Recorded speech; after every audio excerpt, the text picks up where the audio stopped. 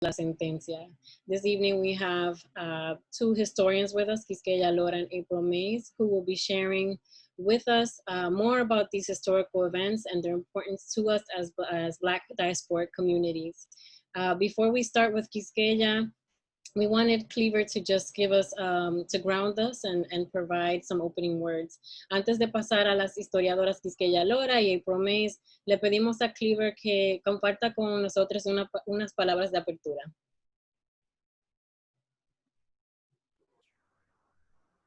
Gracias, Amarilis. Por favor, siéntense en una posición cómoda. Ahora vamos a tomar un momento para respirar y estar presente para la conversación que estamos a punto de iniciar. Please sit in a comfortable position. We are going to take a moment to breathe and get present to the conversation we are about to begin. A la cuenta de 3, respiraremos profundamente. Respiraremos juntos 2 veces. Si quieren, le pido que cierren los ojos para este ejercicio. On the count of 3, we will take a deep breath. We'll do this twice together. And if you'd like, I ask that you close your eyes during this part. Ahora. 1, 2, 3.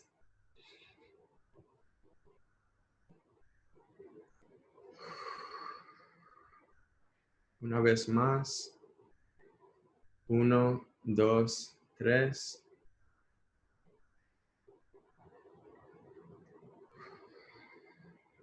Gracias de nuevo por estar con nosotros esta noche.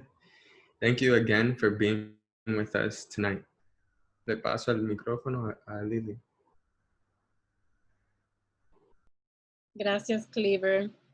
Bueno, vamos a empezar este diálogo entonces. La primera palabra es para Quisqueya Lora. Queremos entender cuál es el significado de la restauración en la historia dominicana. We would like to know what is the significance of the War of Restoration in Dominican history. Bueno, un saludo a todos los que nos acompañan en esta noche.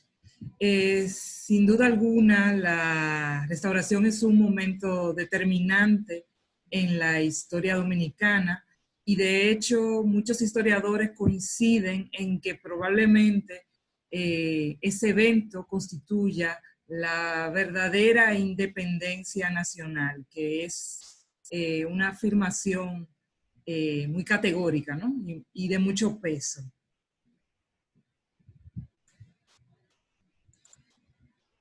No sé si paro para que traduzca. Sí, gracias. Buenas noches, saludos hello to everyone who is with us tonight. I don't know which languages I'm translating to. Hello to everyone who is with us tonight. Without a doubt, the restoration is a key moment in Dominican history. And many historians agree that this represents the true independence of the nation. That it is really a true and weighty moment in Dominican history. Bien, es el momento en que se afianza la noción de identidad dominicana y el Estado-nación como tal.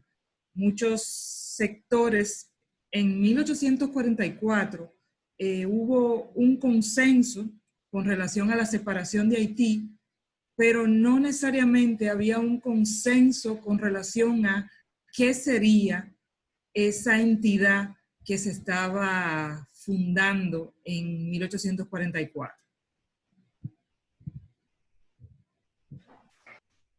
It was a moment in which the nation state and the Dominican identity truly became consolidated.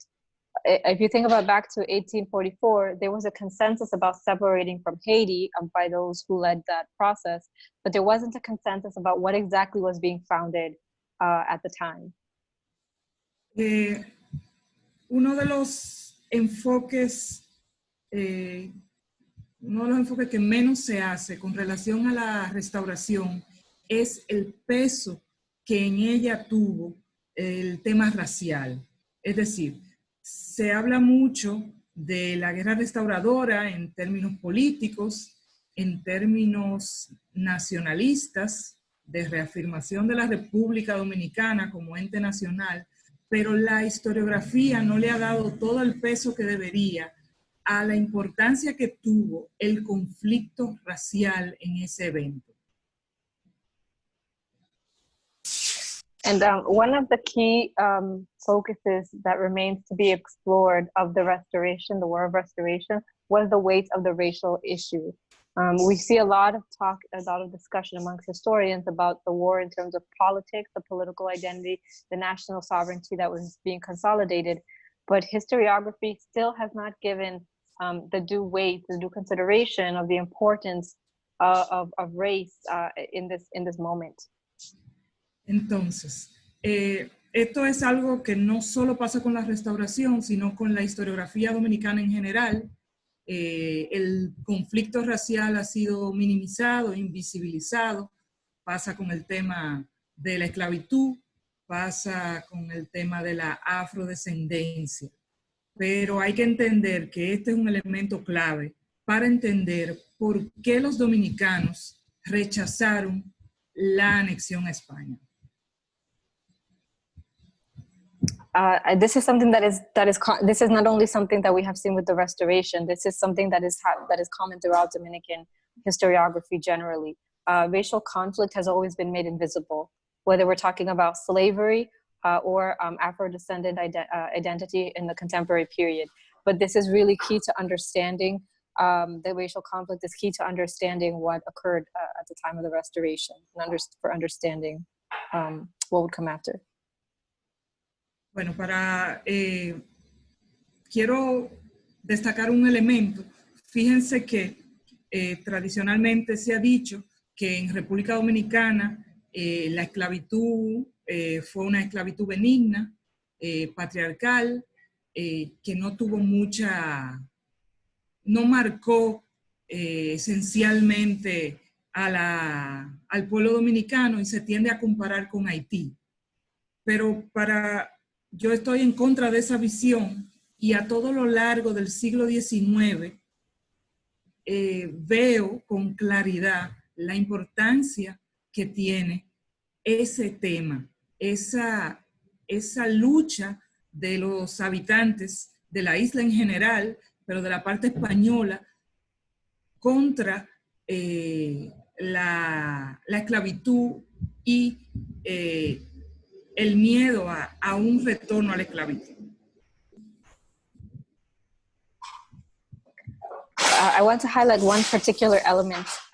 Traditionally, it is said that slavery was a benign project in the Dominican Republic, that it was a patriarchal relationship, and that it ultimately did not have much importance in shaping Dominican society, especially when compared to Haiti. I'm against this viewpoint, this way of thinking about it, because what I've seen is that throughout the 19th century, we see the importance of slavery and its legacy, and the legacy of the struggle of the inhabitants of the island, including those on the Spanish side, and how the fear of returning to slavery shaped historical events. Desde que se proclamó la independencia, diversos sectores estuvieron buscando una anexión o un protectorado de alguna potencia. En esas gestiones, pues ya sabemos que triunfó Pedro Santana con sus gestiones con España y una vuelta al colonialismo español. Pero fíjense que Santana negocia algo que me parece increíble que España haya aceptado, y es que consigue que España anexe a la República Dominicana bajo el compromiso de que no restablezca la esclavitud. Y esto es clave, porque Santana tiene claro, y el grupo alrededor de él, que no hay posibilidad de sostenimiento de ningún proyecto anexionista o de protectorado que no garantice la abolición. And from the moment of the proclamation of independence in 1844, different sectors in the country sought the annexation by some great power. some great international power. And Pedro Santana was victorious in getting Spain to return to the colonial project of the Dominican Republic. But Santana, I think this is really interesting, negotiated something that is incredible to me. It's incredible that Spain accepted this. He got Spain to agree to annex the Dominican Republic with the commitment of not reestablishing slavery. For Santana and his allies, it was very clear that there was no way that they were going to be able to sustain the annexation without guaranteeing that slavery would remain abolished. Pero entonces se presentó una situación de difícil sostenibilidad.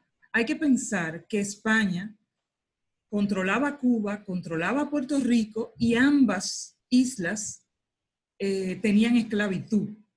Entonces hay que pensar lo complejo que fue para España tener un territorio español sin esclavitud al lado de Puerto Rico y al lado de Cuba. ¿Cómo se manejaba el movimiento de las personas? El movimiento de las ideas.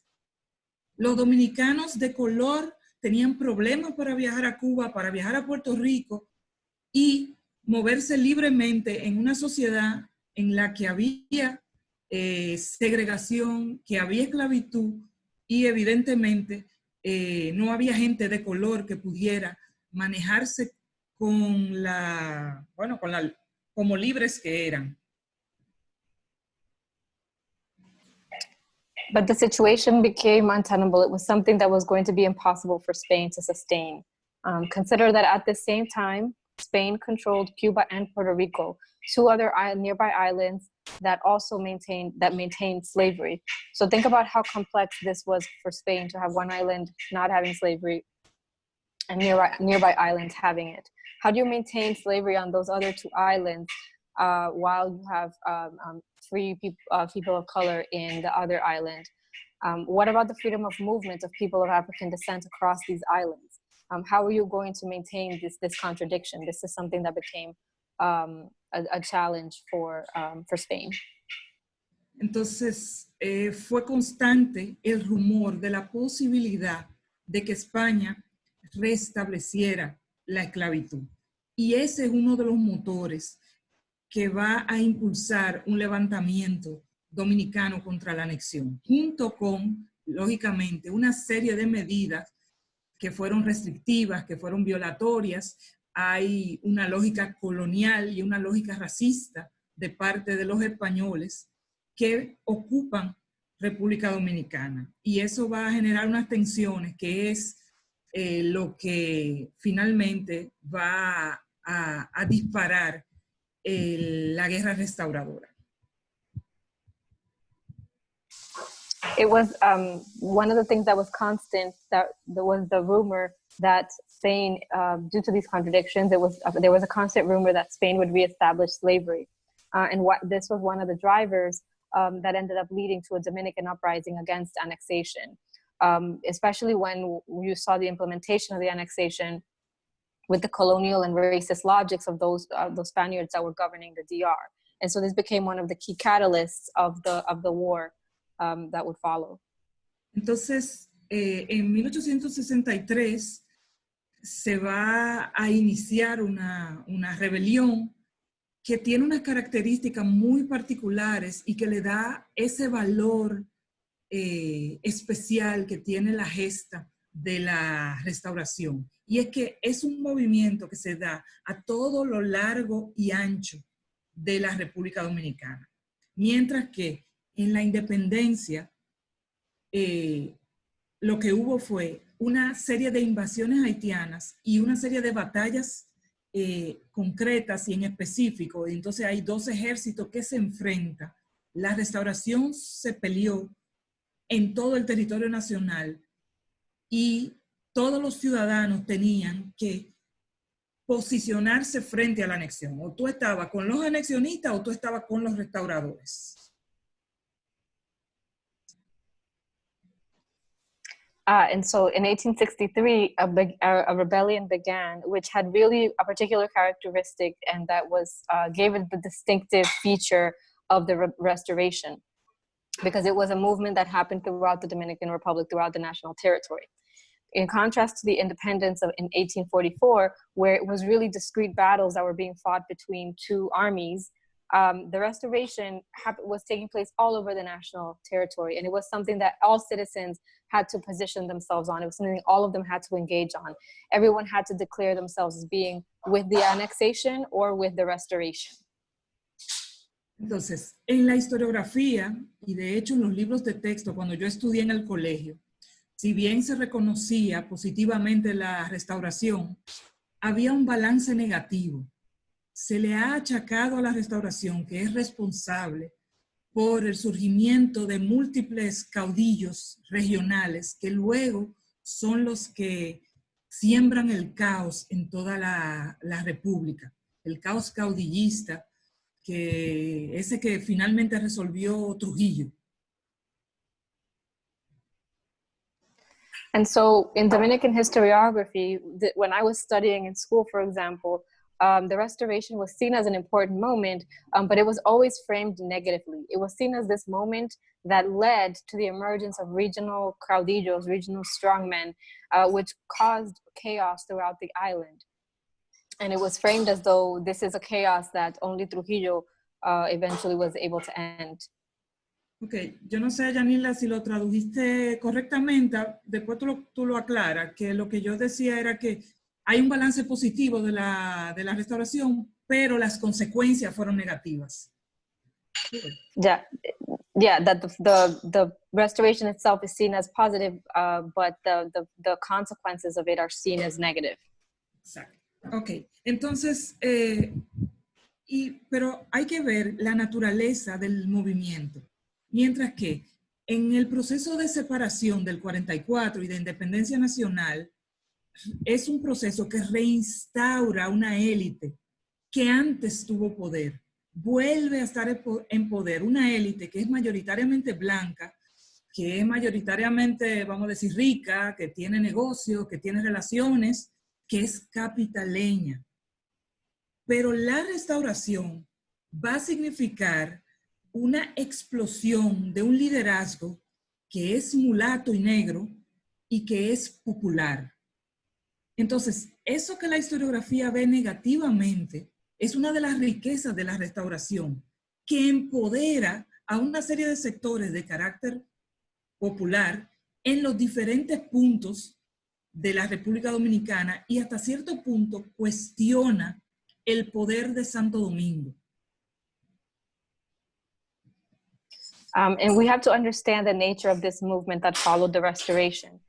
While the nature of the separation in 1844 ended up restoring an elite that had already previously been in power, an elite that was majority white, rich business people, and concentrated in the capital city of Santo Domingo, the restoration was a different story. It meant an explosion of a leadership that is Black and mulatto, and coming more from the popular classes and from different parts of the country. And so this is a consequence that is seen as negative by historiography, by Dominican historiography, but it was also a moment of an emergence of a different kind of a popular leadership. Ok, yo tengo mis 10 minutos, pero ya voy terminando. Entonces, fíjense que la restauración pone como su capital en Santiago, y eso no es casual, eso es como un mover el eje político hacia el Cibao y hacia el interior. Y bueno, como es una lucha contra España, se asemeja a los procesos de independencia latinoamericanos que República Dominicana no había hecho, porque cuando se independiza de Haití.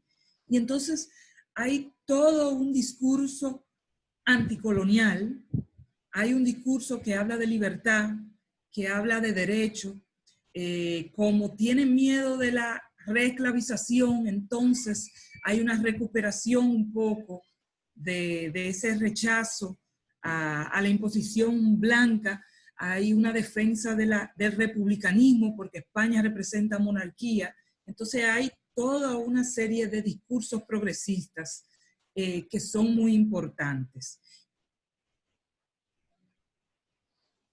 The restoration ended up putting Santiago as the capital. And this is really important because it represented a shift in the political access of the country toward the interior. In addition to that, because this was a battle against Spain, the conflict began to look more and more like independence movements that occurred throughout Latin America. Because the Dominican Republic hadn't previously gone through this earlier in its history, because its independence was from, with separation, what it had celebrated as independence was from Haiti. So for the first time, there was an emergence of an anti-colonial discourse about liberty, about rights, a rejection of white domination, a defense of republicanism, and progressive and more progressive types of political structures, because remember that Spain was a monarchy. Bueno, entonces, sin duda alguna, la restauración constituyó un proceso de afianzamiento de una identidad nacional. Es el momento en que ganan un espacio una serie de líderes mulatos. Por la restauración es que podemos entender una figura como Luperón, por ejemplo, y una serie de ideas como las que impulsó el Partido Azul, que un Eugenio María de Hostos pudiera venir a República Dominicana y hablar de educación para las mujeres. Yo pienso que todo eso es un producto de esa restauración, y como dije, es un momento en que se favorece una apertura de un liderazgo más mulato y más popular. Y lo dejo hasta ahí. And so I think without a doubt, the restoration was a moment of this consolidation of a national identity, in which mulatto leaders began to be the ones that won the space. And we see the emergence of leaders like Gregorio Luperón, the ideas of the Blue Party. We see the arrival of someone like Eugenio María de Hostos coming to the Dominican Republic and talking about education for women, right? All of this was a product of the restoration. And it is a moment in which an opening of leadership that was more representative of the country, that was more Black and mulatto and from popular classes. And I'll stop there. Gracias, Quisqueya, por brindarnos esa breve historia que a la vez es tan importante, ¿verdad? Aunque solo en fin, lo que quería decir es que no tenemos tanto tiempo para abordar el tema, pero sabemos que es de suma importancia. Entonces, por último, queríamos preguntarte cómo entonces damos más visibilidad a esta fecha de la restauración. Y voy a repetir la pregunta en inglés. How do we then create greater visibility to 1865? How do we do this? ¿Cómo lo hacemos? ¿O cómo lo has hecho ya? Bueno, sin duda alguna es un trabajo que tienen diferentes sectores tienen que jugar un rol en la sociedad para que esto sea posible. Tiene que ver con los historiadores dándole el peso que se merece el hecho histórico, pero también tiene que ver con los políticos entendiendo la necesidad de visibilizar el momento histórico, y tiene que ver con los activistas. Lo que estamos haciendo hoy me parece que es parte de ese proceso de contribuir a visibilizar la restauración con toda la importancia que socialmente debe tener. I think it starts first with historiography, with historians giving it the due weight, the due importance of this historical event in the formal histories that are told. It starts with political leadership, leaders giving more importance to this important moment and its legacies. And it also starts with activists, like we're doing right now in this space, to giving more visibility to this history at this time, and thinking about its importance in shaping Dominican identity.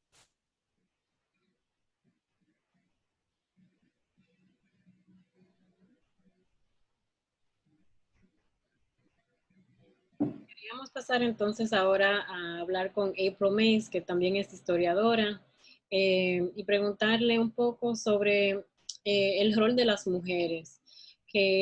¿Cuál ha sido el rol de las mujeres en estos hechos históricos, en particular cuando hablamos de la restauración?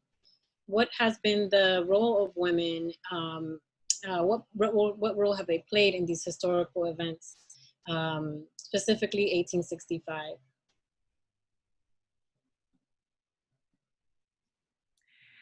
Pues muy buenas tardes, good evening. Muchísimas gracias a todo y todes. Desde reconocido, and we are all Dominican. Thank you very much to everyone from We Are All Dominican and reconocido por invitarme a participar junto con mi querida amiga Quisqueya Lora, Ana Belique, Amarilis Estrella, y nuevos amigos Yanilda Cleaver. Muchísimas gracias. So I'm very excited to be with my good friend Quisqueya Lora, also Amarilis and Ana Belique, as well as get to know new people, Cleaver y Yanilda. And I'm very excited to be here. Me emociona muchísimo estar aquí y compartir con ustedes. Y bonsoir tout le monde na Haití, accent demain. So, entonces, me toca a mí hablar un poco sobre el rol de la mujer en la guerra de la restauración. Y la verdad es que, bueno, yo soy historiadora y he buscado en los archivos los documentos y tenemos poca documentación sobre la actividad y la participación de mujeres en la guerra. So it's on me now to talk a little bit about the role of women in the War of Restoration. And as a historian, I've looked in various archives and I've looked at the documentation from the period. And I can tell you that there's not much we can find. Si está buscando mujeres militares, por ejemplo, en los campos junto con los hombres, por ejemplo, Bonneau, un filósofo dominicano, visitó algunos campos de los militares de los ejércitos dominicanos. Y bueno, hasta que yo vea que él no mencionó ni una mujer, quizás niños, pero mujer no, en esos campamentos del ejército dominicano. So we do have some eyewitnesses account. Pedro Francisco Bonneau, for example, actually traveled and saw elements of the Dominican army in various places. And in his eyewitness account, he doesn't leave behind a trace that he saw women, perhaps children's, boys, but women, he doesn't account for those. Y en la misma documentación que tenemos, que nos resta, en los archivos dominicanos tampoco hay falta de presencia de mujer. Entonces hay que preguntar, pues, si tenía un rol la mujer en la guerra, ¿qué pasó? So they're absent from the documentation, and it makes one wonder, well, in fact, did they have some participation? What happened to them during this time period? And even though we don't have direct documentation, we do have other kinds of evidence that suggests some of what women experienced during the war, and then most importantly, what they experienced after. And I think that's where I'm going to focus mostly. Aunque nos falte la documentación sobre las mujeres están ausentes, por ejemplo, en la documentación sobre la guerra, lo que nos resta de esa documentación. Lo voy a mencionar algunos aspectos de que sobrevivían las mujeres durante la guerra, pero voy a hablar más de lo que les pasó después, porque es después que vemos una transformación del rol de la mujer dominicana en la sociedad. Y todo eso tiene que ver con lo que acaba de mencionar Quisqueya, que la guerra de la restauración representa una apertura, pero una apertura bastante dinámica y también profunda, políticamente hablando, socialmente hablando, económicamente hablando, tan profunda que cambió la relación entre los ciudadanos y las ciudadanas con el Estado Dominicano. So when we think about the role of women, why we can talk about what happened to them afterwards, it's because of what Quisqueya had just said to us, that the War of Restoration represented such an opening, politically speaking, socially speaking, economically speaking. It was a profound opening and kind of reorganizing, right, of Dominican society. And so part of that reorganizing had to do with bringing women into the public sphere. Parte de esa reorganización de la sociedad dominicana a partir de la guerra de la restauración tenía que ver con la entrada de la mujer al espacio público, o sea, a la participación casi política dentro de la sociedad dominicana. Pero antes, durante la guerra, y tenemos evidencias del sufrimiento durante el momento durante la época bélica de la guerra de la restauración. Y antes tenemos evidencia porque España siguió con, bueno, España era era una sociedad totalmente conservadora y estando en control de un territorio de mayoría mulato negro, y un territorio donde no había esclavitud, la corona española siguió en su forma de imponer reglas, normas bien estrictas a la sociedad dominicana. So part of what happened when Spain came back in control during the time of annexation is that, you know, Spain was a very conservative society. It was a monarchy. And still a slaveholding society as well. And in its conservatism, it imposed social rules and norms on this majority mulatto Black society that was really more in line with the slave society that it was in Cuba and Puerto Rico. And so this led to much suffering. So we do have documentation of families of women in particular suffering under these norms, and certainly during the war itself. Algunos ejemplos de cómo sufrían el pueblo dominicano bajo el mandato español. Por ejemplo, la Iglesia Católica se incrementó los precios para el matrimonio. So one example of how Dominicans suffered under this new norm was that the Catholic Church increased the prices to get married. Entonces le causó un problema porque si la gente quería casarse tenía que pagar mucho más para la documentación, para hacer todo trámite para casarse. So people had to pay more to get the paperwork in to get married.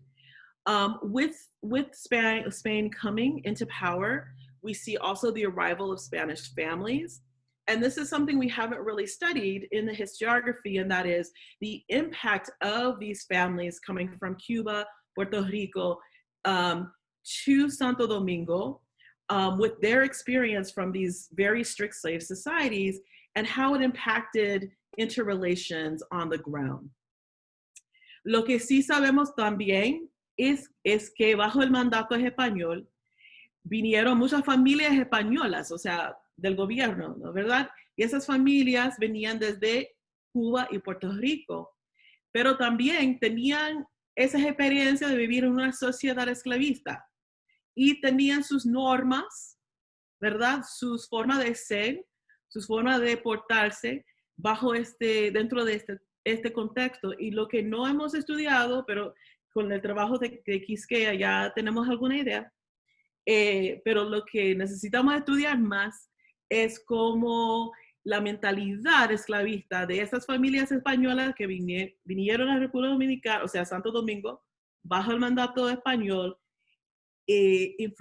tuvo impacto en las relaciones diarias entre dominicanos y españoles.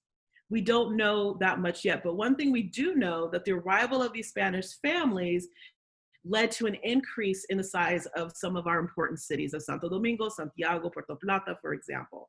Lo que sí sabemos es que la llegada de esas familias españolas generó el crecimiento de algunas de las ciudades ya importantes en la isla, Santo Domingo, Santiago, y Puerto Plata. And so there's a social change that we haven't quite yet explained that would be very interesting. And this social change also affected Dominican women, because with this social change came more demand for work. And Dominican women responded to this demand by going to the cities and becoming domestics and working in the houses of Spaniards and just coming to the cities in ways that we hadn't seen them before. Pero estas evidencias sugieren otro cambio social, y eso es la llegada de mujeres dominicanas a estas ciudades, experimentando con un crecimiento fuerte de sus poblaciones, porque con la llegada de familias españolas ya también tenemos más demanda para el trabajo doméstico, por ejemplo, trabajo en casa. Entonces venían mujeres dominicanas a las ciudades, a estas ciudades, para trabajar en las casas de familias españolas, y eso también se dio un cambio social que todavía como historiadores no hemos tocado el tema a lo más profundo. So I'll just kind of close with some 3 kind of main ideas about what I think we should think about when we think about women in the War of Restoration. Yo voy a cerrar con 3 ideas de las que yo pienso que debemos pensar al hablar sobre la mujer en la guerra restauradora, porque es cierto que no aparecen los documentos, no aparecen muchas.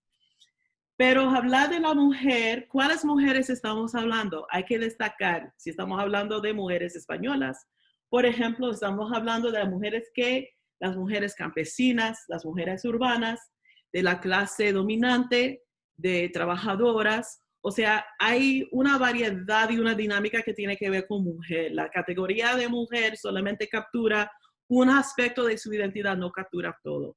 So one thing we have to think about is, which women are we talking about? Are we talking about women in the countryside? Are we talking about women in the cities? Are we talking about women from the dominant classes? Are we talking about Spanish women in this period? There's so many. So woman as a category is just one among many identities. It only captures so much. It doesn't capture quite everything. And there's actually something that we have to pay attention to. La segunda cosa es que la ausencia de las mujeres en las fuentes documentales, bueno, no quiere decir que la guerra no tuvo su impacto en las vidas de las mujeres, pero que este silencio del archivo también nos dice que la mujer en sí, en esa época, no se consideraba como figura política, como sujeto político, como ciudadana, ¿verdad? Porque aunque sea ausente en la documentación sobre la guerra, es bastante representada la mujer dominicana en otros discursos y otras narrativas sobre la guerra. Entonces, cabe mencionar, por ejemplo, esa noción de la violación de las mujeres Galindo, por ejemplo, ese poema de 1860, que, bueno, se hizo muy famoso hablando de un crimen en la República Dominicana que no sabemos, o sea, pensamos que no, eso ya no pasó de verdad, pero que en muchos países de América Latina las mujeres, aunque no aparecen en la documentación histórica, sí parecen representadas en una forma que subraye su falta de ciudadanía dentro de estas mismas repúblicas. So the second point is, what do we do with the absence of women in the archives? So part of it is that they're not fighting. Maybe some are fighting as men. We don't know. But we have to do something with that absence. And I'm suggesting that even though there's an absence in the archives, there's plenty of discourse and narrative representing women in a particular way during this moment, as in other countries in Latin America during their independence moments as well. And one thing that we know from these other representations is that women are represented in ways that take them out, that do not represent them as citizens, that do not represent them as political subjects.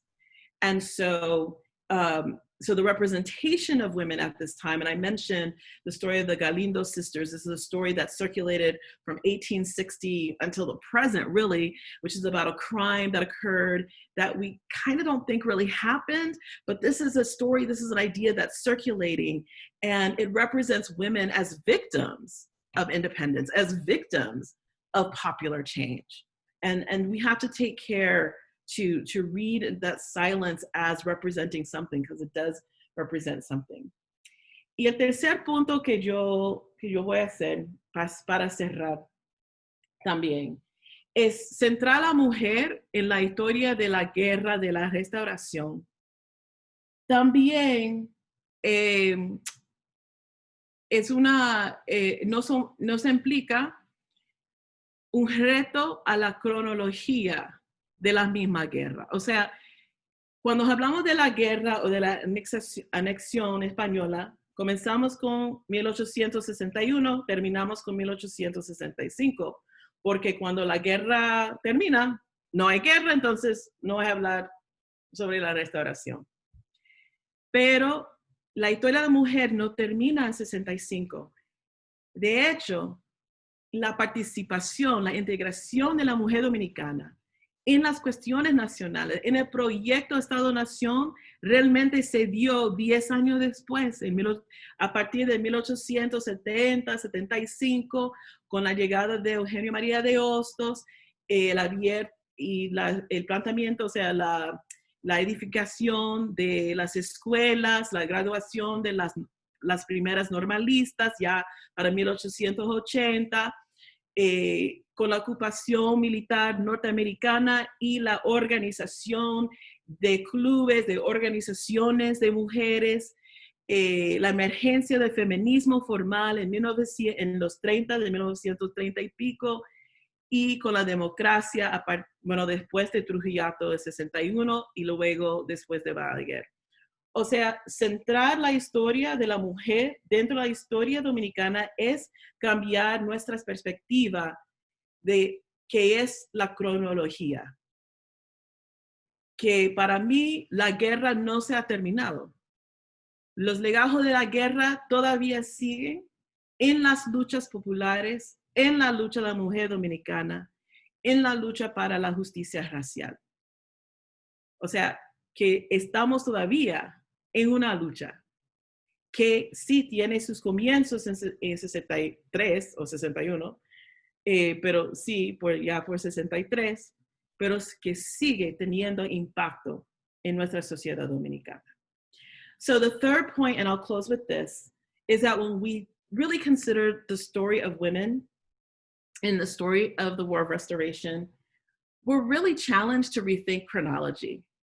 Yes, the war ended in 1865, but did it really? Because the story of women coming into the public sphere really begins about 10 years after that, into the 1870s, and continues into the 1880s with the graduation of the first normalistas, right? The first teachers, and on to the occupation, the US occupation of the Dominican Republic, where we had women organizing against the occupation, and then the creation of formal feminism in the 1930s, and then the struggles for democracy after the Trujillo period. We are still living with the legacies of La Guerra de la Restauración. It has not ended. It is still present in women's struggles today. It is still present in popular struggles today, and it's still present in the struggle for racial justice.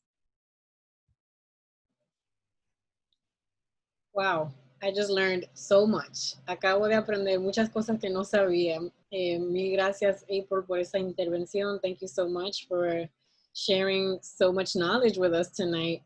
You know, one of the things that we are all Dominican as a collective has really prioritized is finding those connections, those transnational connections. And for us, when we started the campaign #1865, finding the connections between what we saw as historically moments that are not made visible, right? So they've been made invisible both in the U.S. context and in the Dominican context. That we wanted to bring more awareness to those, right? Explicaba en inglés que como colectivo para nosotras ha sido importante tratar de visibilizar eventos históricos que sabemos que no han sido visibilizados, que hay cosas que no sabemos, ¿verdad? Entonces, para nosotros como un grupo diaspórico, siempre ha sido importante vincular hechos históricos en la República Dominicana con hechos históricos de la diáspora, ¿verdad? En otros espacios que se han invisibilizado. Uno de esos es Juneteenth. Juneteenth, no voy a explicarlo porque quiero preguntarte a ti, April, si nos puedes dar una explicación sobre el significado de Juneteenth.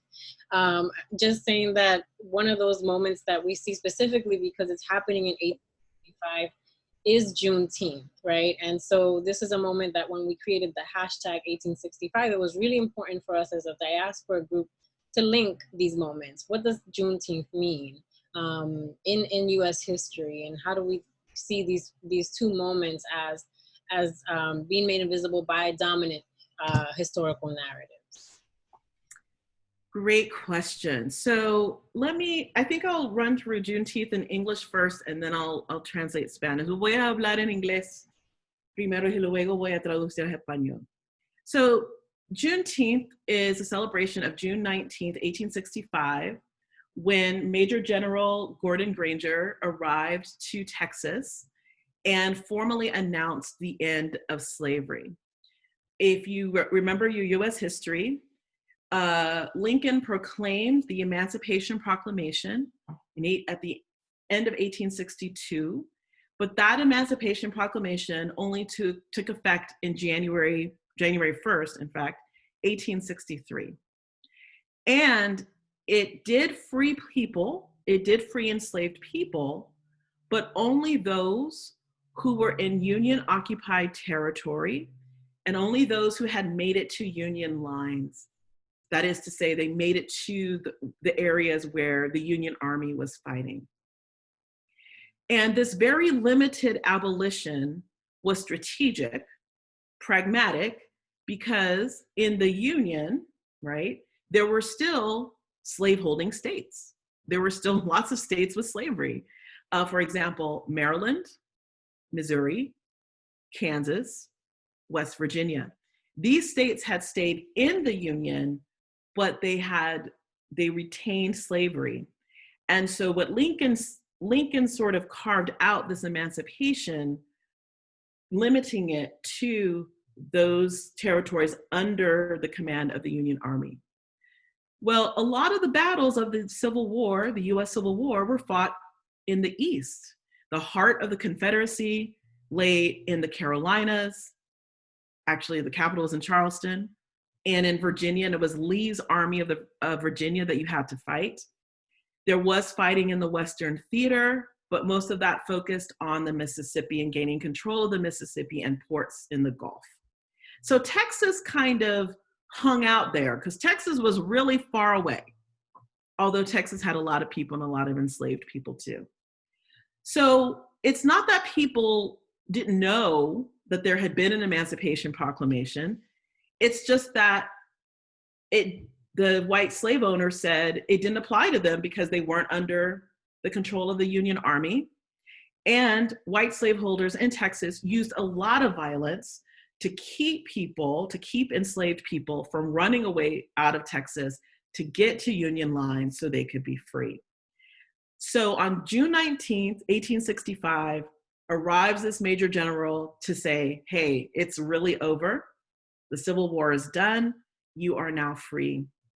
And from that moment on, June 19th is celebrated throughout Texas and parts of the former Confederacy, even up to places like Buffalo, New York, by African Americans. It's a day of commemoration, family reunions, local, so city-based celebrations, and all of that to commemorate what was probably the last group of people to experience an emancipation in the United States. It is not a federal holiday, just to be clear. It is a state holiday in places like Texas. It is not a federal holiday. Ahora en español. Entonces, el 19 de junio de 1865 llegó un Major General Gordon Granger, a Texas para declarar el fin de la guerra civil en Estados Unidos y la abolición completa de esclavitud en todos los Estados Unidos. Si sabemos la historia de la guerra civil en Estados Unidos, ya había una proclamación de emancipación dada por el presidente Lincoln ya al finales de 1862, pero que tuvo efecto el primer día de enero de 1863. Pero esa emancipación, o sea, esa proclamación limitaba la emancipación de esclavitud solamente a los territorios bajo control del ejército de la Unión, o sea, de los Estados Unidos. O también a las personas esclavizadas que llegaron a la línea de batalla del mismo ejército de Estados Unidos, o sea, fueron declarados emancipados. Entonces, la mayoría de las batallas de la guerra civil se dio en el este, en Virginia, las Carolinas, Georgia, y en el oeste, sí, una parte, pero el enfoque de la batalla, o sea, el enfoque del ejército de Estados Unidos fue controlar el río Mississippi y las puertas del Golfo de México. O sea, el ejército de Estados Unidos llegaba casi a Texas, pero no ocupaba el territorio de Texas. Entonces, formalmente, técnicamente, Texas no era bajo el control del ejército de Estados Unidos, entonces no era territorio ocupado. Así que los mismos esclavizadores decían a sus esclavizados, mira, no somos parte de eso, la proclamación de emancipación no incluye a ustedes, entonces vamos a seguir con las normas de esclavitud.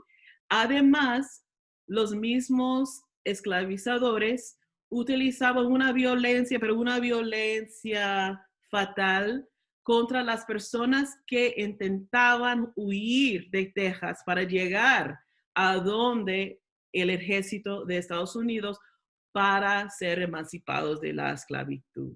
Ya por el junio de 1865, la guerra ya está terminada. O sea, ya no hay guerra, hay un acuerdo ya firmado.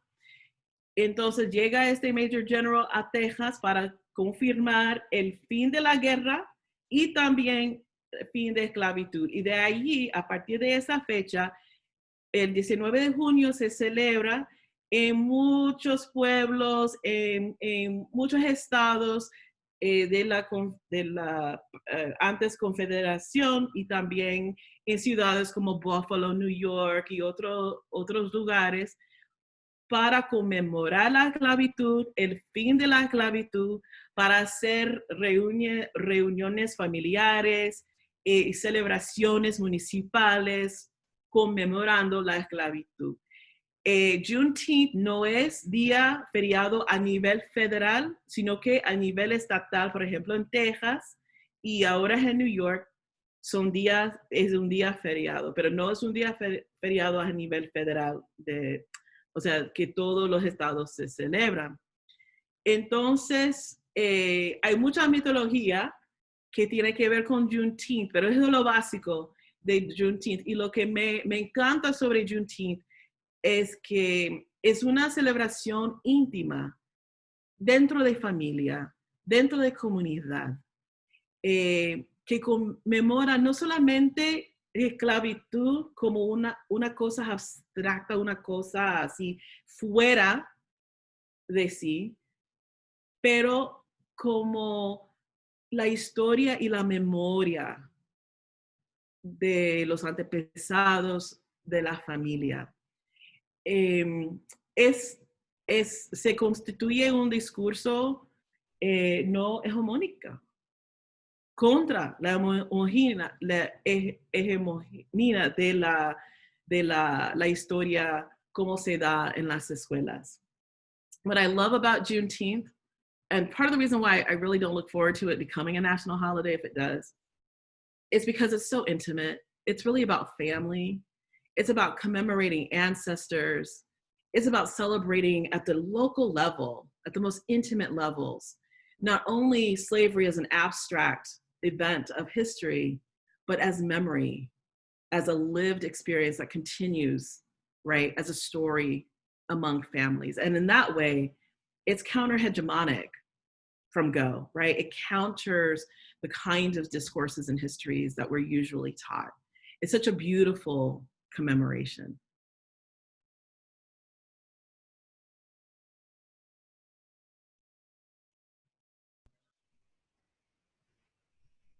Thank you so much for sharing those words, April. Mil gracias por compartir un poco sobre la historia de Juneteenth. Ahora quería pasarle la palabra a Cleaver, compañero Cleaver, de nuestro colectivo, para que nos hablara un poco del significado de estos eventos para él y para nosotros como colectivo. So I'm going to pass it over to Cleaver to share a little bit about what these historical events mean to Cleaver specifically, but also to us as a collective. Gracias, Lily. Bueno, para mí es una muestra de solidaridad entre la diáspora africana en República Dominicana y también aquí en los Estados Unidos y también alrededor del mundo. Que el año 1865 es un año demasiado importante, como ya escuchamos, en la historia de los Estados Unidos, siendo la abolición de la esclavitud. Bueno, la abolición fuera de ser arrestado, técnicamente. Y también confío en el entendimiento que nuestras luchas están vinculadas. Es decir, que ninguno puede lograr libertad si todos no estamos libres. Como una persona de ascendencia dominicana viviendo en los Estados Unidos, es muy importante para mí hacer conexiones entre las luchas de personas negras aquí en los Estados Unidos, como la República Dominicana, como alrededor del mundo, que existimos en todas partes. A ese punto es importante decir también que esta campaña, en parte, fue inspirado por una campaña similar en Holanda, desarrollado por activistas negras, que se llama 1863, que le pone atención a la abolición de la esclavitud en las colonias holandesas, en Surinam en particular. También que su propósito fue similar a nosotros, atraer atención a un año que significa mucho en las vidas negras que viven en estos países, estas partes del mundo que fueron colonizados. I can translate that in English. I was sharing that for me, this campaign and ones like it are important demonstrations of solidarity in the African diaspora as they exist both in the US, in the Dominican Republic, and anywhere that we exist as people. And that 1865, as we've already heard from Professor Mays, is a really important year in American history and truly in global history, as it is the indicator of the abolition of slavery, albeit the technical abolition, because we know that it's written, if you're arrested, how your rights shift accordingly. I also believe deeply in the understanding that our struggles, our fights, our liberties are tied, that no one person or entity can be free unless we are all free.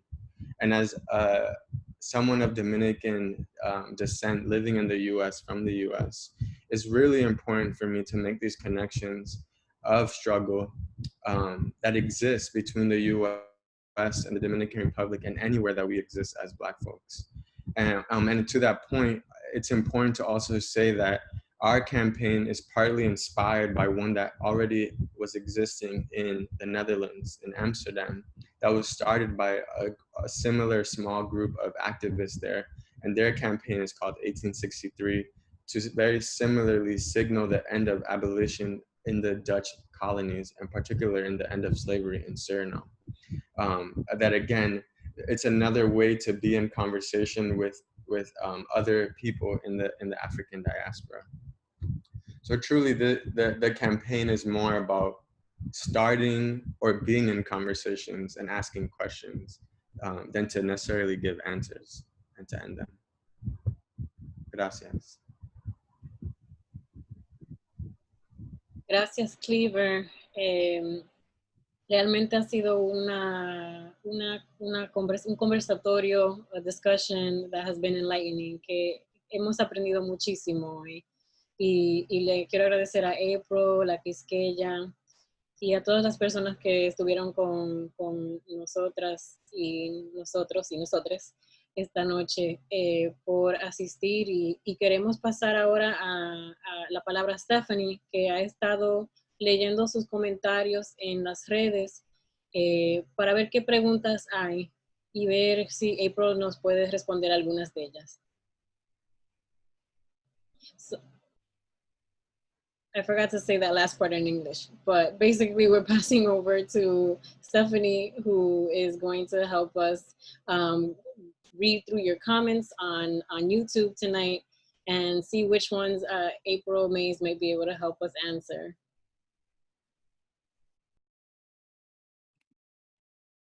Hi everyone.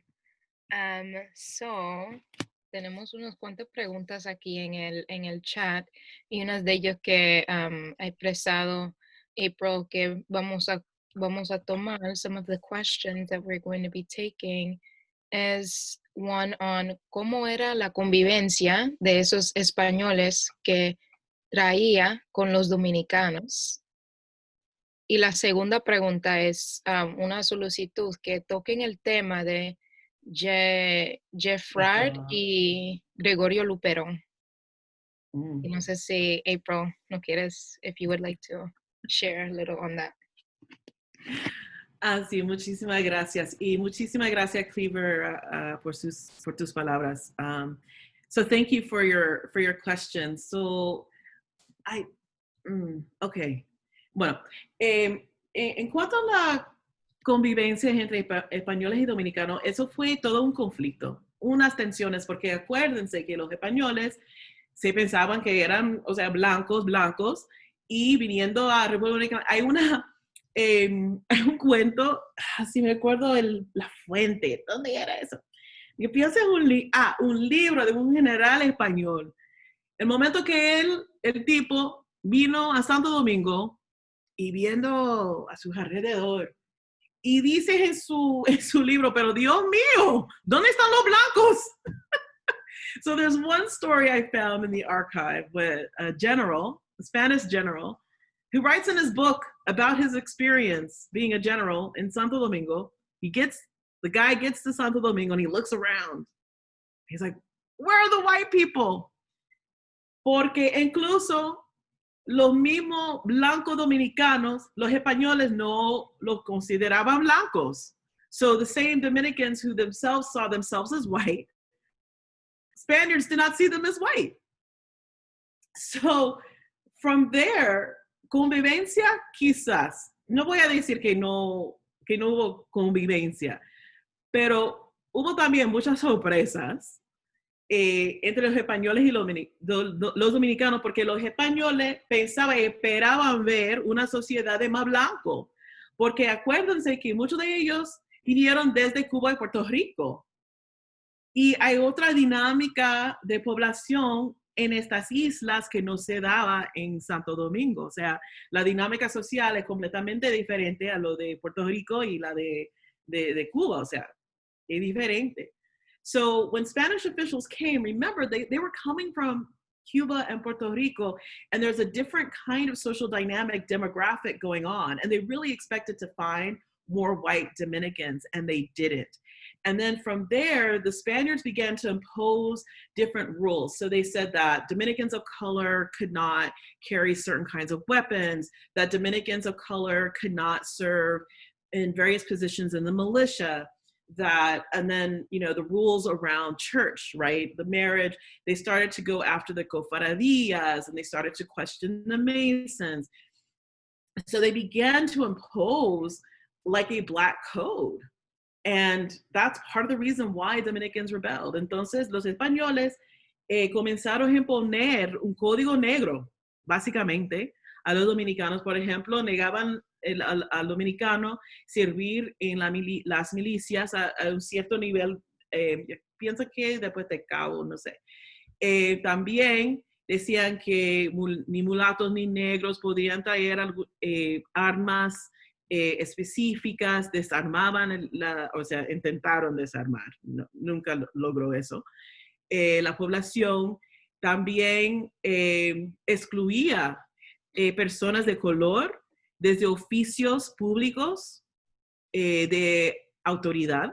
So they excluded people on the basis of color from occupying official positions.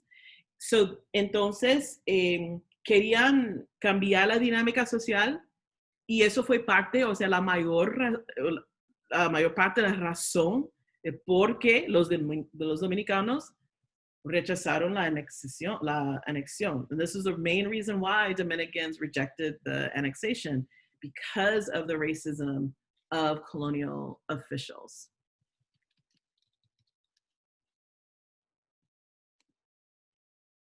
And then la otra pregunta, okay, Greffard era presidente de Haití durante el momento cuando comenzó la anexión española en Santo Domingo, y este procedimiento le puso apopléctico, o sea, he was upset. So Greffard was president of Haiti at the time of the annexation and through much of the war, and this event made him apoplectic. Porque acuérdense que para Haití hasta 65, básicamente, bueno, no, porque los demás países de América Latina sí, ellos sí hicieron su proceso de emancipación. Pero Haití seguía siendo amenazado por potentes poderes europeos, porque siempre amenazaba invadir Haití. España en aquel entonces no reconocía la soberanía de Haití en ese momento. Y los haitianos tienen una memoria larguísima de su historia. Y los españoles, tanto como los británicos, tanto como los franceses, siempre intentaban invadir y retomar Haití. And so for President Greffard, one of the reasons why this made him bananas was because Haitians have a long history of European powers trying to take them over. And Spain at this time did not recognize Haitian sovereignty. Haiti still felt surrounded by slave powers. Cuba is over here, Puerto Rico's over there. And so for Haitians, this was an invasion. This was a confrontation. En cuanto a Luperón, la guerra de la restauración era el momento de la emergencia de Luperón como líder nacional. The War of Restoration was when Luperón really emerges as a national leader. Muy interesante, bueno, and we know that his mother was Haitian. Ya sabemos que su mamá era haitiana también. And so he has this connection and relationship with Haiti. Él tiene esa conexión y relación con Haití, pero no solamente por tener mamá haitiana, sino políticamente. Él tiene esa conexión con Haiti. So it's not just because his mother is Haitian. Politically, he wants this relationship, he wants this connection. But very interestingly, you know, at one point, Bono asks Luperón, why don't you just become president? Why don't you just take over? And Luperón says, no. He does serve as an interim president at one point, but he refuses to take this kind of mantle of power. And I say that's really interesting because we're also going to see that in Antonio Maceo in Cuba. There's kind of a reluctance there. And the only reason I can explain that is because of the time that they had won such a radical thing that, you know, to even think of Black leadership was still too radical. Lo interesante de Luperón es que él era luchador, era su compromiso hacia las independencias del Caribe, de todo el Caribe, es, bueno, o sea, es un compromiso bien firme, pero al mismo tiempo, él rechaza tomar el poder así como, no dictador, pero a reclamar todo el poder que él pudiera, porque era tan popular. Él tenía bajo su mandato un ejército con experiencia, años de experiencia luchando, pero él rechaza. Y eso me llama la atención porque vemos lo mismo con Antonio Maceo en Cuba, después de la guerra de 10 años en Cuba. Todo el mundo llega a Maceo y dice, Maceo, Maceo, que sea presidente, Maceo, que toma control, Maceo, Maceo, y Maceo dice que no. Y la única razón para mí que explique todo eso es que estamos hablando del siglo XIX. Estamos hablando en un contexto histórico en lo cual el liderazgo de hombres negros es una imposibilidad todavía. Es una lucha en sí. Entonces, Luperón he's confronted with the power that he's earned, but he knows should he take it, it's going to be turned against them because then it'll be Blacks dominating, right? The fear of another Black republic. Él merece tomar el poder. Él es listo, él es inteligente, él debe liderar y él lidera. Un momento lidera, pero no toma todo lo que quizás a él se deba, no sé, porque tiene un miedo de que el resto del mundo va a acusar, los negros, lo que realmente ellos quieren es mandar. Y van a crear otra república negra y eso no vamos a permitir jamás en el mundo. And that's why they rejected Haiti for so long. Porque Haití era la República Negra. Y Haití también ofrecía la libertad a todo lo que llegaban a su territorio. So that's exactly what Haiti was. It was the Black Republic. It offered freedom to anyone who got to its territory. That's an impossible position. Es una posición imposible en el contexto histórico del siglo XIX. In the context of the 19th century, it's a near impossible position. So Luperón is fascinante. He's very, very interesting as a study of how do Black men in this period speak up to power and assume power. Él estudia a Luperón en ese momento, es muy interesante porque la pregunta es cómo un hombre negro o de ascendencia africana puede tomar el poder, puede liderar bajo un contexto en que la ciencia decía que hombres y mujeres negros eran monos, no eran seres humanos. I mean, this is a time, remember, when science told us that Black people were monkeys and that we couldn't be in control.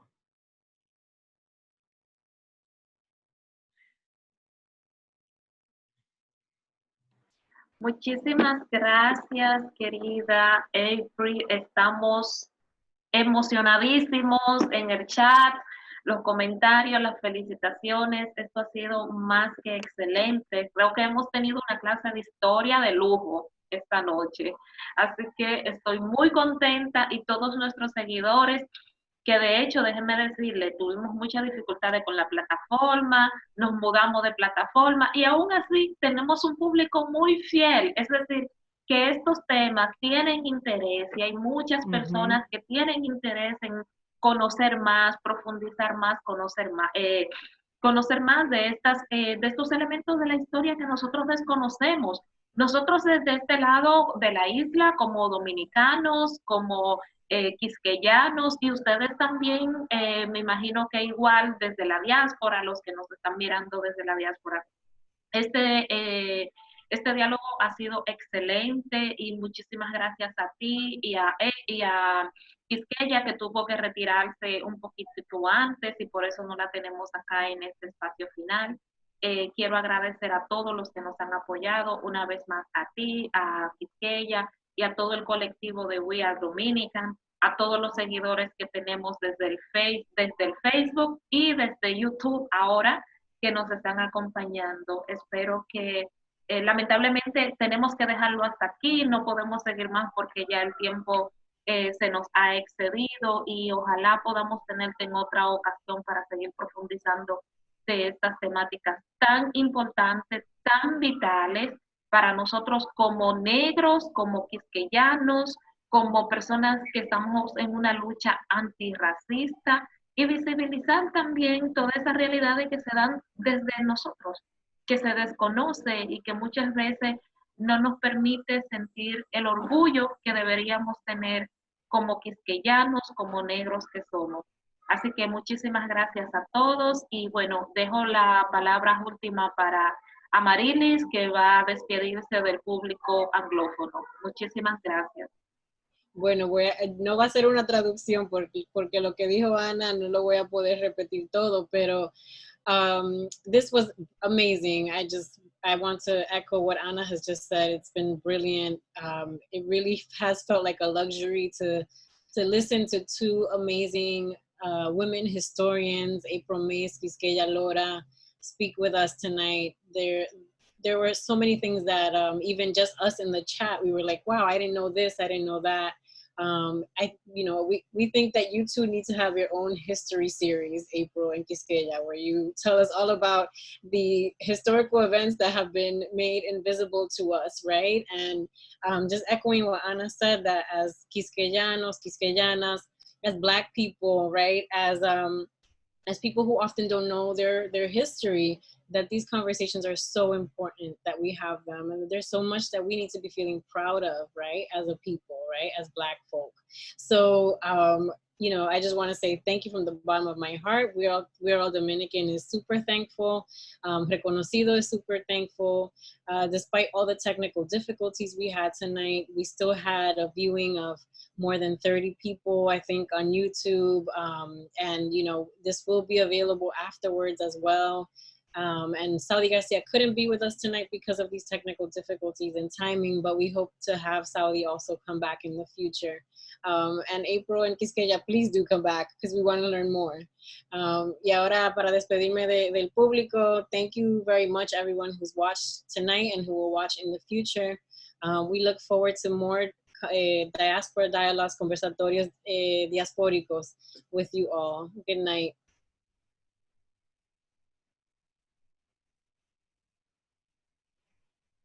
Yeah.